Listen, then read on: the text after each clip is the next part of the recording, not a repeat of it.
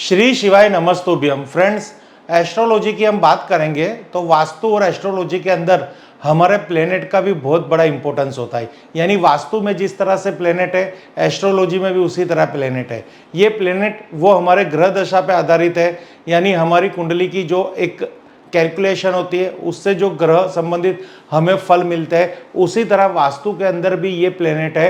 अगर वो प्लेनेट, वो ग्रह अगर हमारे डिस्टर्ब होंगे, यानी कहने का भावार्थ अगर हमारे उस जोन के अंदर कोई प्रॉब्लम्स होगी तो हमें हमेशा संघर्ष करना पड़ेगा। यानी आपको मैं बता रहा हूँ, अगर आपका वायव्य कोण डिस्टर्ब है, वास्तु का कोई भी प्रकार का दोष वायव्य कोण में है, तो वहाँ का जो चंद्रमा, वहाँ का प्लेनेट है, ग्रह लोड है, अगर चंद्रमा डिस्टर्ब रहेगा तो आपको मानसिक शांति नहीं मिलेगी, धन वृद्धि नहीं मिलेगी, और आपको कभी भी क्या कहते हैं, प्रोग्रेस के अंदर कुछ ना कुछ बाधाएं आती रहेगी।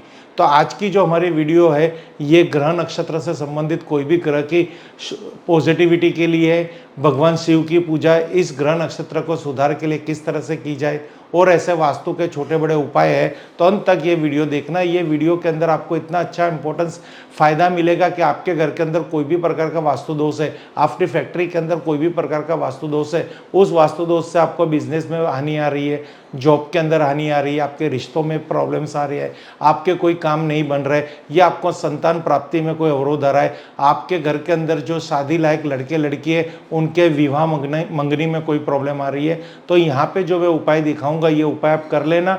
उपाय के अंदर श्रद्धा रखना। ये बहुत ही सरल और एकदम शुद्ध और सात्विक उपाय है। इसका तुरंत बेनिफिट होता है, बस यहाँ पे आपको श्रद्धा रखनी है। वास्तु के अंदर बड़ी बड़ी चीज़ें हम नहीं चेंज कर सकते, वास्तु को तोड़फोड़ नहीं कर सकते, पर ये उपाय तो हमारे हाथ में है जिससे हम कुछ ना कुछ लाभ ले सकते हैं। तो फ्रेंड्स, अंत तक इस वीडियो में जुड़े रहना। तो अभी आज हम बताएंगे चांदी के बेलपत्र सौभाग्य और समृद्धि को आकर्षित करता है। तो फ्रेंड्स, आप कहीं पे भी सुनार की दुकान पे जाएंगे तो वहाँ पे आपको चांदी के चरण पादुका मिल जाएगी, कहीं पे आंख मिल जाएगी, कहीं पे चांदी के हाथ मिलते हैं। उसी तरह ये बेलपत्र जो शिव जी को अति प्रिय है और विष्णु को भी प्रिय है, ये बेलपत्र आपको एक चांदी का वहाँ पे सरलता से मिल जाएगा। तो आपको ये बेलपत्र का क्या उपयोग करना है, ये देखिए।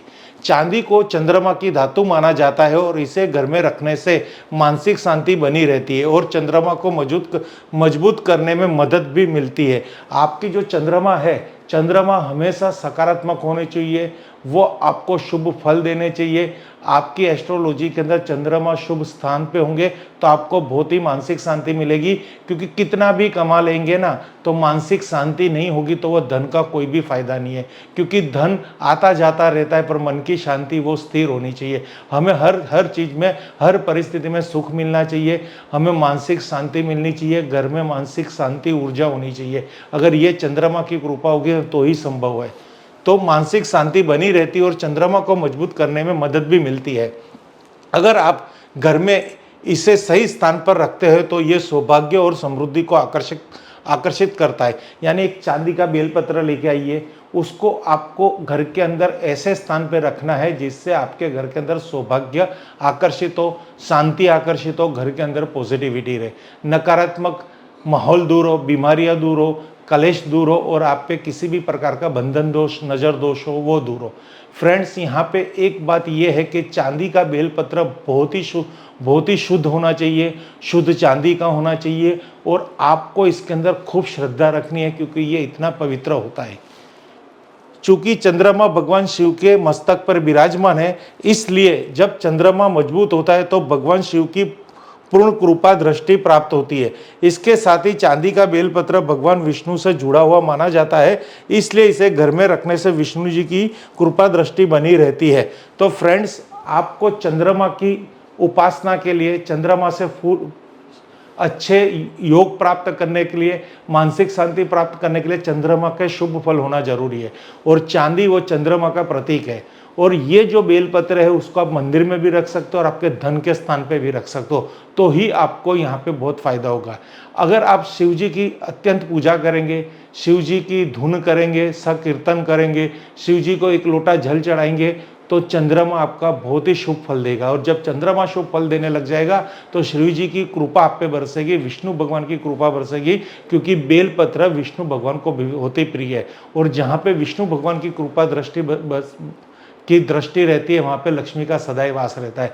एक बेलपत्र आपके जीवन के अंदर इतना बड़ा चमत्कार करेगा कि आप कभी आपने सोचा भी नहीं होगा। आपने बहुत सारे ऐसे उपाय किए होंगे, आपने फैक्ट्री में कितने ग्राम चांदी डाटी होगी, कितना ग्राम आपने लीड डाटा होगा, कितनी बड़ी वास्तु की रेमेडी की हुई है, पर एक ये चांदी का एक बेलपत्र लाके भगवान शिव और विष्णु के स्मरण के साथ मानसिक शांति की उपासना, मानसिक शांति की मनोकामना करते हुए इसको आप अपने मंदिर में रख दो या धन स्थान पे रख दो। सदैव आप पे चंद्रमा की शुभ दृष्टि रहेगी, शिव जी की शुभ दृष्टि रहेगी, विष्णु जी की कृपा रहेगी और सदैव शिव महादेव आपकी रक्षा करेंगे और आपको धन वर्षा करेंगे आपके घर के अंदर। तो यह बहुत ही सरल उपाय है। साथ ही साथ आगे एक और उपाय हम आपको दिखाएंगे जो आपके जीवन में बहुत ही फायदेमंद रहता है। आपके घर का मुख्य द्वार, अगर घर का मुख्य द्वार सही दिशा में नहीं है, सही क्षेत्र में नहीं है, चाहे फैक्ट्री हो, घर हो, बिजनेस हो, जॉब हो, कहीं ना कहीं आपको कोई ना कोई प्रॉब्लम्स देगी, क्योंकि घर ही हमारा भविष्य और हमारा समय तय करता है। अगर घर ही गलत है तो आपको कहाँ से पॉजिटिविटी आएगी, क्योंकि पॉजिटिविटी होना बहुत ज़रूरी है। एक कामयाब इंसान होगा उसकी कोई गारंटी नहीं है कि उसकी थॉट पॉजिटिविटी है, बट जो पॉजिटिविटी थॉट रखता है वो 100% कामयाब होता है। ये एक फैक्ट चीज़ है। जो सुखी है तो वो सकारात्मक सोचता है, इसकी कोई गारंटी नहीं है। अगर आपको सुख चाहिए, सुखी बनना है, धनवान बनना है, तो आपको सबसे पहले सकारात्मक सोच हासिल करनी होगी और ये सकारात्मक सोच आपको आपके घर का वास्तु देता है। तो यहाँ पे आपको फटकरी का क्या उपाय करना है? नकारात्मकता ऊर्जा का घर में प्रवेश भी भाग्य के दरवाजे पर ताला लगा देता है। ऐसे घर में मुख्य द्वार पर आपको एक कटोरे में फटकरी भरकर रखनी चाहिए।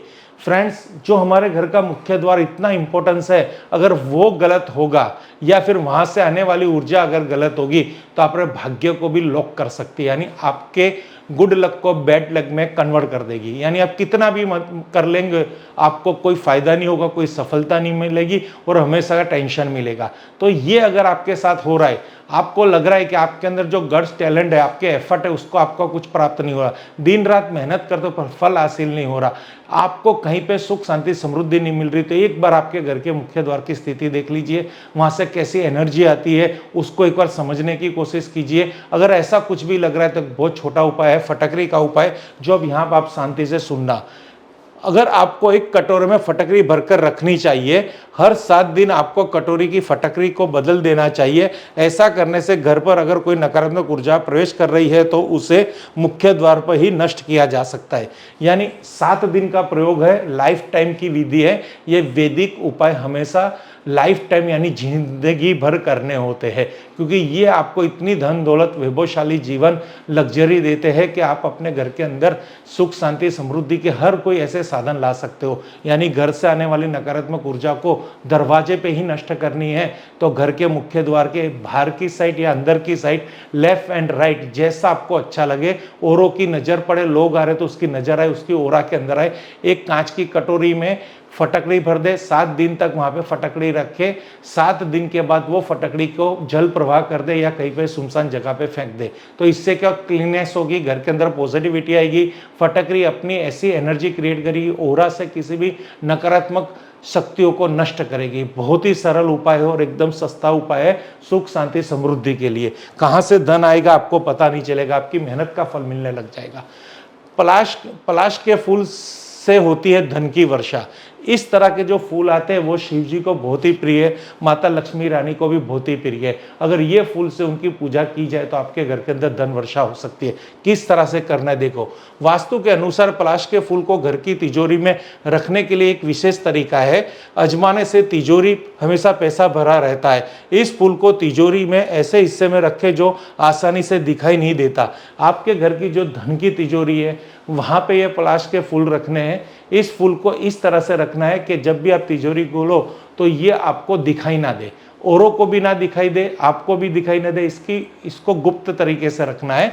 किस तरह से ये फूल आएंगे तो यहाँ पे आपको एक पिक्चर में दिखा है, ये है पलाश के फूल। ये बहुत ही बहुत ही ईजी मिल जाएंगे, इतनी बड़ी रिसर्च करने की जरूरत नहीं है। बस आपको इसको पूजा में भी इसका उपयोग कर सकते हो और इसको आपकी धन तिजोरी में रखोगे तो आपकी धन तिजोरी हमेशा धन से भरी रहेगी।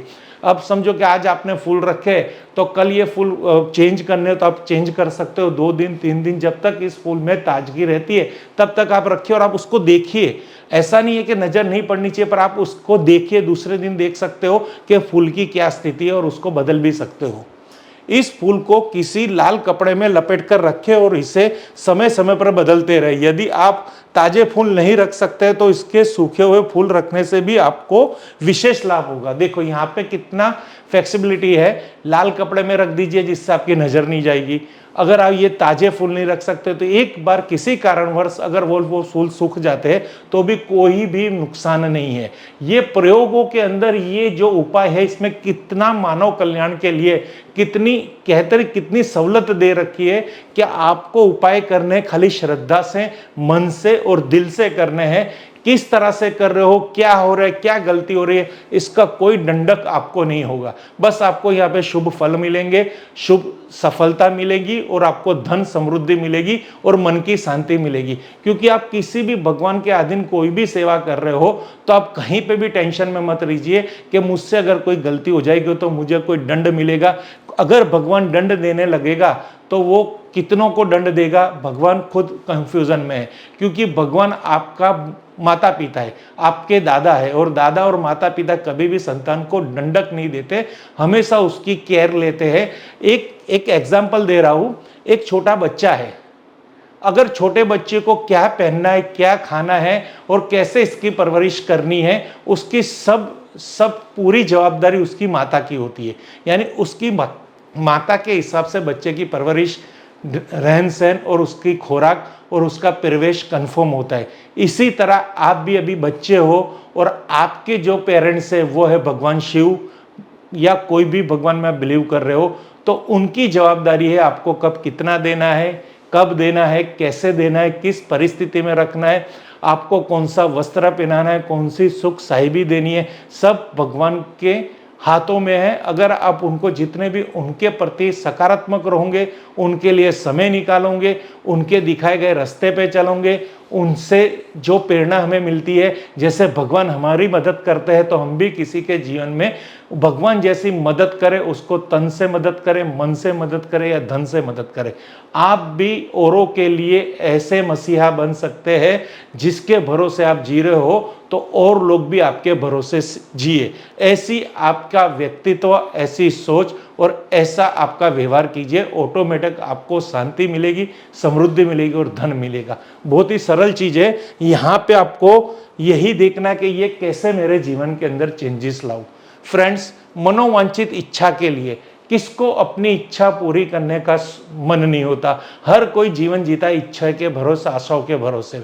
किस तरह से इच्छाएं पूरी होगी? अगर इच्छा पूरी है तो हम समझते हैं कि भगवान हमारे फेवर में, इच्छा पूरी नहीं हो रही है तो हम ऐसा भी समझते हैं कि भगवान हमारी परीक्षा ले रहा है। यही हमारे मध्यम वर्ग वाले और धार्मिक व्यक्तियों की निशानी है कि अगर उसको कुछ मिल रहा है तो भी भगवान की कृपा है, नहीं मिल रहा तो भगवान कुछ देर के बाद वो देगा। इतनी उनमें सोच है। यानी जब आपके पास अच्छी सोच होगी तो समय भी अच्छा ही आने वाला है।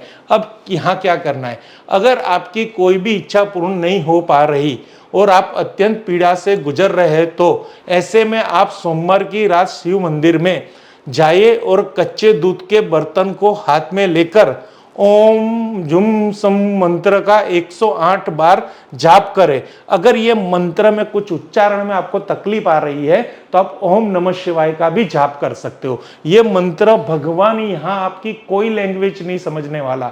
अगर आप समझ रहे हो कि आप उत्तर गुजरात, आप नॉर्थ इंडिया में हो तो आप भगवान हिंदी समझ रहा है, आप गुजरात में हो तो भगवान गुजराती समझ रहा है, आप पंजाब में हो तो आपकी भगवान प्रार्थना पंजाबी में भी समझ रहा है। तो मंत्र का यहाँ सहारा लेना है। कुछ मंत्र के उच्चारण में तकलीफ है तो एक अष्टाक्षर मंत्र पूरा है, ओम षष्ठाक्षर मंत्र ओम नमः शिवाय, ये मंत्र की आप माला करो, जाप करो और जो प्रयोग है वो देखिए। 108 बार जाप करें और जाप पूरा होने के बाद दूध को भगवान शिव को दिखाकर किसी गरीब को दे दे। देखिए कितना सही उपाय दिखाया गया है। यहाँ पे मैंने जो कहा वही चीज रिपीट हुई है, औरों को कहीं ना कहीं काम लगना। आप बड़ा बर्तन लेके जा सकते हो, छोटा बर्तन लेके जा सकते हो, आपकी कोई भी इच्छा पूर्ण करनी है तो शिव जी का मंदिर 24 घंटे खुला रहता है, कहीं पे ताला होता है और कहीं पे ताला नहीं होता। ऐसा एक मंदिर आपके शहर में, आपके कस्बे में ढूंढ लीजिए जहां पे आप रात को जा सकते हो। तो अगर आप आपकी कोई भी इच्छा पूर्ण नहीं हो पा रही और आप अत्यंत पीड़ा से गुजर रहे हैं, तो ऐसे में आप सोमवार की रात, यानी सोमवार की रात शिव मंदिर में जाइए और कच्चे दूध के बर्तन को हाथ में लेकर ओम जुम सह मंत्र का 108 बार जाप करें। जाप पूरा होने के बाद दूध को भगवान शिव को दिखाकर किसी गरीब को दे दे। ये उपाय, ये प्रसाद अगर आप किसी को देंगे तो 100% वो गरीब से जो आपको प्रार्थना मिलेगी, आपको आशीर्वाद मिलेंगे और आपको ब्लेसिंग मिलेगी, वो ब्लेसिंग आपकी हर इच्छा पूरी करेगी। फ्रेंड्स, ये सब उपाय इसलिए हम आपको बता रहे हैं कि ये उपाय करने से कहीं ना कहीं आपके जीवन की कोई भी छोटी अड़चन है, कोई भी समस्या है, उसका समाधान होगा। हर बार पैसे से समस्या सॉल्व नहीं होती, हर बार ज्योतिष के प्रयोगों से सोल्व हो सकती है या वास्तु के प्रयोग से भी सोल्व हो सकती है। यानी क्या चीज़ है? ये चीज़ है श्रद्धा का विषय। श्रद्धा है तो आप इसको अपनाइए और तुरंत आपकी समृद्धि और आपकी मनोस्थिति और आपके व्यवहारिक जीवन में चेंज पाइए। Thank you friends. Her her Mahadev, her her Mahadev, her her Mahadev.